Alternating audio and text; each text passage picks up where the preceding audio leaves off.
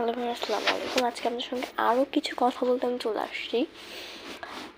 গত একটা ভিডিওতে দেখছেনই আমার একটা পোস্ট নিয়ে মানুষ কত কিছু বলছে। আচ্ছা, যারা দেখেন নাই আমার আগের ভিডিওটা দেখে আসবেন, আমার চ্যানেলেই আপলোড করা আছে, দেখে আসবেন। তো উনি আজকে আমার ইউটিউব থেকে ভিডিওটা নিয়ে একটা কথা বলছে, মানে 70 পিসে লেগে গেছে গাইস।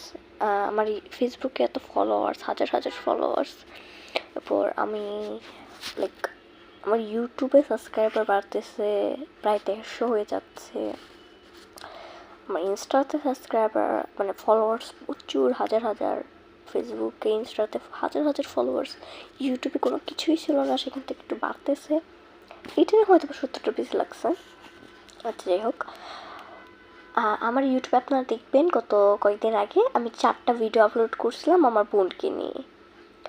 4টা ভিডিওর মধ্যে প্রথম যে 2টা ভিডিও, সেই প্রথম 2টা ভিডিওর একটার মধ্যে 480টা ভিউ হয়েছে, আরেকটার মধ্যে 232টার মতো ভিউ হয়েছে। আর যে 2টা ভিডিও বাকি আছে, সেই বাকি 2টা ভিডিওতে ভিউ হয় নাই, 4-5টা ভিউ হয়েছে। ভাবেন, 4টা ভিডিও আমার বোনের মধ্যে, আমার বোনের 4টা ভিডিও আমি ইউটিউবে আপলোড করছি। 4টার মধ্যে একটা ভিডিওতে 480 ভিউ হয়েছে, আরেকটা ভিডিওতে প্রায় 232টা ভিউ হয়েছে, আর 2টা ভিডিওতে ভিউ হয়নি, মাত্র 5টা না 4টা ভিউ হয়েছে। ওকে, সো ওইটা নিয়ে উনি পোস্ট করছে যে আমি নাকি আমার বোনকে নিয়ে ভাইরাল হচ্ছি ইউটিউবে।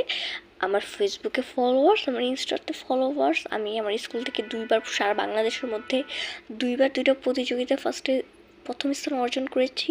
সবাই আমাকে চিনে, ইউটিউবের কেউ আমাকে এত চিনতো না। এটা সত্য, ইউটিউবের কেউ আমাকে এত চিনতো না, যেহেতু আমি ইউটিউবে ভিডিও পোস্ট করতাম না। ইউটিউব সম্পর্কে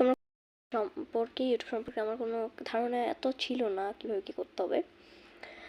তার জন্য ইউটিউবে আপনারা হয়তো এখন পর্যন্ত আমার যে বললাম বাংলাদেশের মধ্যে আমি 2বার ফার্স্ট হয়েছি, এটা হয়তো আপনারাও জানেন না, কারণ আমি বাংলাদেশের মধ্যে যতগুলো স্কুল আছে সেই স্কুলগুলোর মধ্যে ফার্স্ট হয়েছি আমার সাইন্স স্কুল থেকে। আচ্ছা, এগুলো টপিক বাদ দিই। সো এগুলো দেখে বলতেছে ইউটিউবে ভাইরাল হতে পারেনি, যেন বোনের ভিডিও আপলোড দিয়ে ভাইরাল হওয়ার চেষ্টা করতেছে। তাও কি হলো, মাত্র 480 ভিউ তো হলো। আচ্ছা, উনি মনে হয় আমার আগের ভিডিওটা দেখা নাই, আমার চ্যানেলটা পুরো ঘুরে দেখা নাই। আমার চ্যানেলে প্রতিটা ভিডিওতে 1000+ ভিউ হয়, প্রতিটা ভিডিওতে 1000+ ভিউ হয়। অ্যান্ড আমার এমনও ভিডিও আছে, আমার চ্যানেলটা ঘুরে দেখতে পারবেন, আপনারাও চ্যানেল দেখতে পারেন। এমনও ভিডিও আছে যে ভিডিওগুলোতে 16,000, 15,000, 5,000, 10,000, 12,000 পর্যন্তও ভিউ গেছে, 18,000 পর্যন্ত ভিউ গেছে। এমন ভিডিও কিন্তু আমার চ্যানেল আছে। আর সেখানে আমার বোনের ভিডিও আপলোড করে 100, 400, 200 ভিউ পাইছি, আর 2টাতে তো ভিউই পাইনি। আর আমার ভিডিও আপলোড করে আমি হাজার হাজার 1000+ ভিউ পাইছি, 10,000+ ভিউ পাইছি, 5,000+ ভিউ পাইছি। সো এটা কী হলো, আমি কি আমার বোনকে নিয়েই বের হলাম, নাকি আমার বোনের ভিডিও পোস্ট করে আমার রিচ আরও ডাউন হলো? এমনি 1000-এর উপরে যে ভিউ, সেখানে 1000 কমতে কমতে 500-এরও কম ভিউ হয়েছে। তা বোনকে নিয়ে ভাইরাল হলাম, নাকি আমি যে আগে ভাইরাল ছিলাম সেই ভাইরালনেসটা আমি লস করলাম? জিনিসটা আপনারাই বলবেন, আপনারাই বিবেচনা করে দেখেন। সে ভালো থাকবেন, সুস্থ থাকবেন। আমি জাস্ট শেয়ার করলাম ব্যাপারটা। অ্যান্ড এমন কোনো মানুষ যদি আপনারা দেখেন, আমাকে নিয়ে না, অন্য কোনো ইউটিউবার বা অন্য কোনো আপনাদের নিয়েও বা যে কোনো ব্যাপারে এরকম সত্য ব্যাপার বা ভালো ব্যাপারটা কীভাবে খারাপভাবে পোস্ট করতেছে, অবশ্যই সেই পেজগুলোকে রিপোর্ট মারবেন।